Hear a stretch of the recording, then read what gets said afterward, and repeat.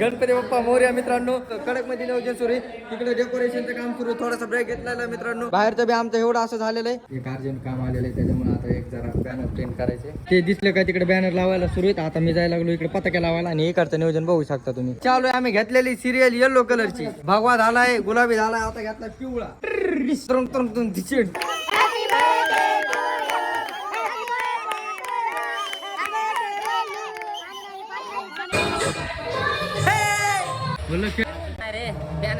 बॅनरचं नियोजन यांच्याकडे होतं.